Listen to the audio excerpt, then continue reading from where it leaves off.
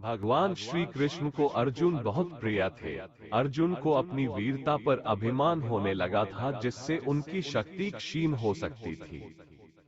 प्रभु अपने सखा, अपने शिष्य को मार्ग पर लाना चाहते थे, इसलिए उन्होंने एक लीला रची। जिन दिनों महाराज युधिष्ठिर ने अश्वमेध यज्ञ का घोड़ा छोड़ा था, उसी समय रतनपुरा नरेश महाराज मयूरध्वज का भी अश्वमेध का घोड़ा छूटा था। पांडवों के अश्व रक्षा में अर्जुन के साथ स्वयं प्रभु श्री कृष्ण थे, जबकि मयूरध्वज का बेटा ताम्रध्वज अपने अश्व के साथ था। दोनों पक्षों के बीच युद्ध हुआ।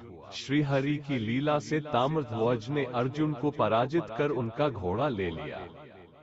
अर्जुन की जब बेहोशी टूटी तो वह अपने घोड़े के लिए बेचैन हुए और श्रीहरि से लाज रखने की मदद मांगी।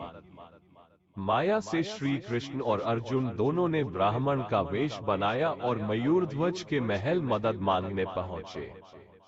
मयूरध्वज से मदद का वचन लेने के बाद श्री कृष्ण ने बताया, मेरे पुत्र को सिंह ने पकड़ लिया है।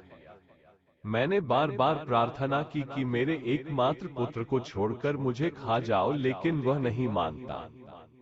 बहुत प्रार्थना करने पर वह माना है, लेकिन उसने एक शर्त रखी है कि अगर राजा मयूरध्वज के पत्नी और बेटे राजा के शरीर का दाहिना अंग चीरकर मुझे सौंप दे तो मैं तुम्हारे बेटे को छोड़ दूंगा। राजा ने वचन पूरा करने के लिए पत्नी और बेटे को बुलाया। उनकी पत्नी और बेटे दोनों ने मयूरध्वज के बदले अपना शरीर देने की बात कही, लेकिन श्री कृष्ण नहीं माने। मजबूरन पत्नी और बेटे ने मयूरध्वज के शरीर को चीरना शुरू किया तो उनकी बाईं आंख से आंसू निकल आए।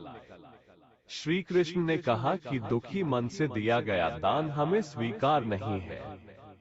मयूरध्वज ने कहा, आंसू निकलने का अर्थ यह नहीं है कि मैं दुखी हूँ, बल्कि बायां अंग अपने दुर्भाग्य पर पछता रहा है कि वह क्यों नहीं आपके काम आया।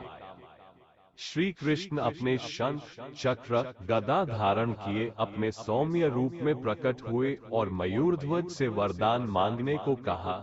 मयूरध्वज ने कहा, प्रभु, अर्जुन जैसे योद्धा को आपके अनन्य भक्त मेरे बालक ने परास्त कर दिया। उनकी लाज रखने स्वयं आप पधारे और फिर मुझे आपके दर्शन मिले। अब संसार में भला ऐसी कौन सी बहुमूल्य वस्तु रह गई है जिसकी मैं कामना करूं? अर्जुन को समझ में आ गया कि श्री कृष्ण ने ये लीला क्यों रची। वह प्रभु के चरणों में गिर पड़े और भूल के लिए क्षमा मांगी।